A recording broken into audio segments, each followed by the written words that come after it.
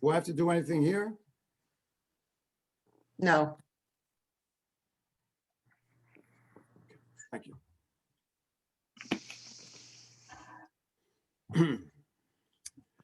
The revelation at Mount Sinai was a national experience for all the people of Israel.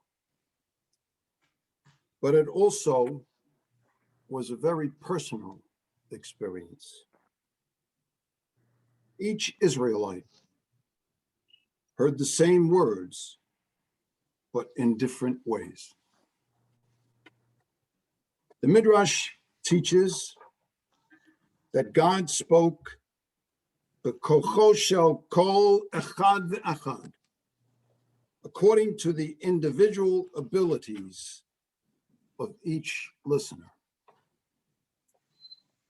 The universal message of Torah was made direct and personal.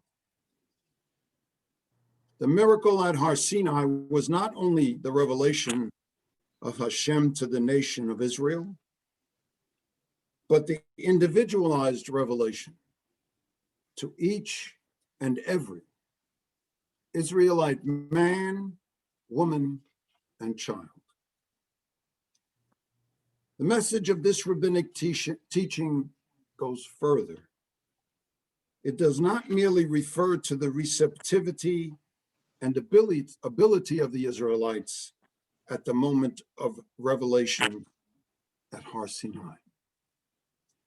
It also recognized that each individual's koach, each individual's strength of understanding, is not stagnant. As we grow, we deepen our knowledge, we expand our sensitivities, and we open our minds and hearts, and our koach evolves. In a sense, we receive the revelation anew at each stage in life. Actually, every day and every moment of life. This is the wonder and glory of Torah. It speaks to us directly and personally throughout our lives. The lasting experience of the revelation has an impact on how each one of us confronts life each and every day.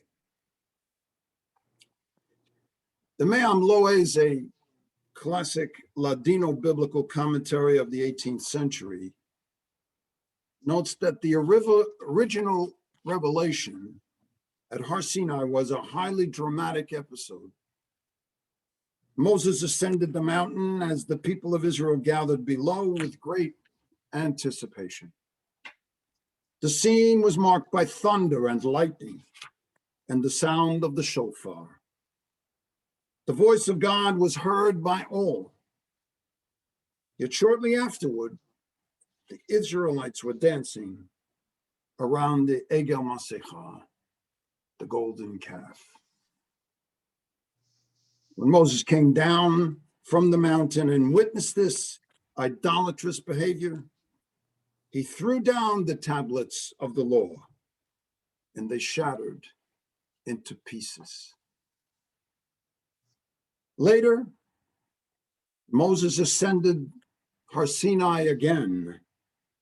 This time there was no public fanfare, no miraculous sounds and lights.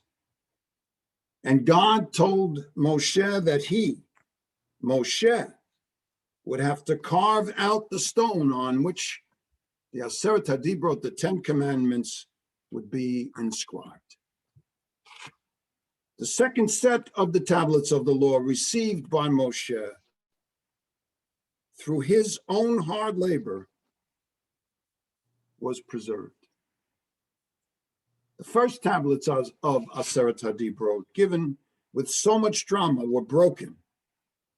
The second tablets, given privately and quietly, survived and became a tangible and spiritual foundation of Bnei Yisrael, the children of Israel.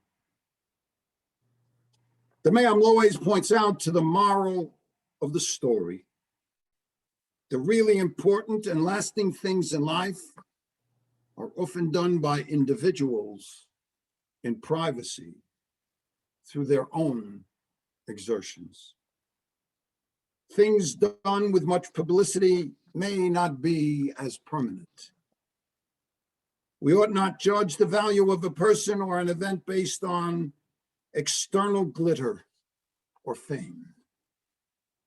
Rather, we ought to realize that greatness and permanent value are often found in obscurity, in seemingly small and unnoticed acts of kindness or spiritual insight.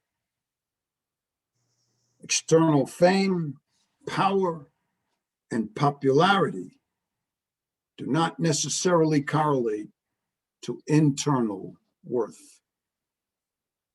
What is truly important is what we as individuals do through bezeat apav, by the sweat of our own brows, quietly, without seeking publicity or glory.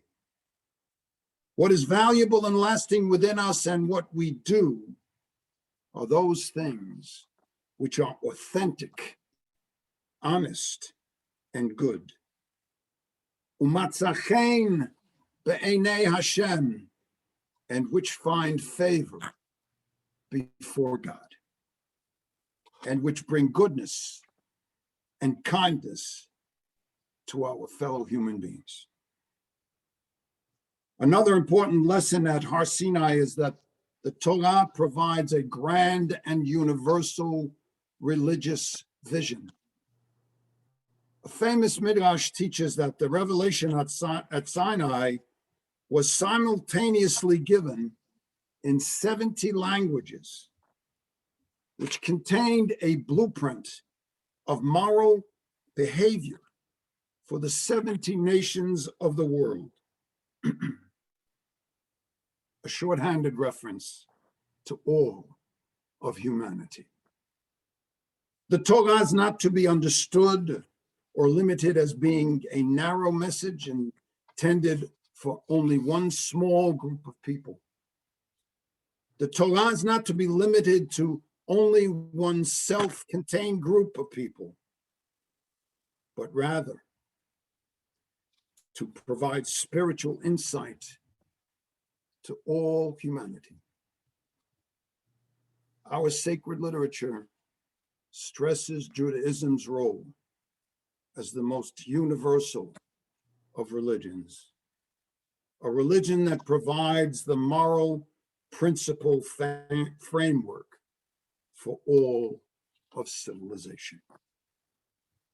The revelation at Har Sinai also provides guidance for each generation on how to live as full, real people with a healthy and wholesome sense of self.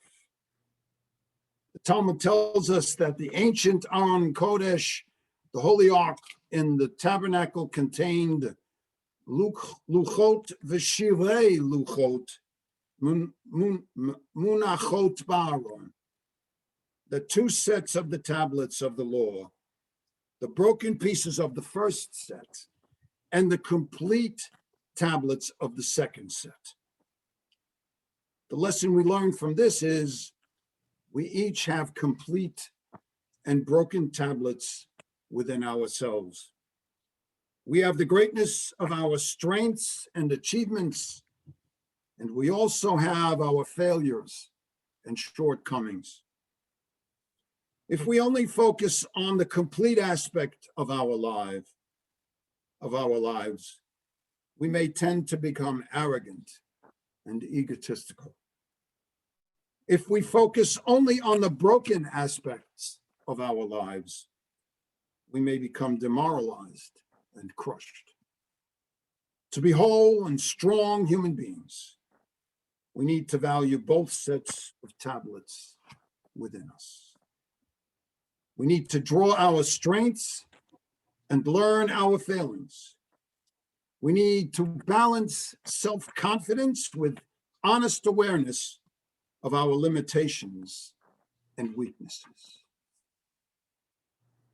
The awe-inspiring revelation at Har Sinai was a singular experience that took place thousands of years ago. The ongoing revelation continues within each and every one of us for all generations. Shabbat shalom. Shabbat shalom, Yashakor. Shabbat shalom, Shabbat shalom, Yashikor. Ashikar. Good to you.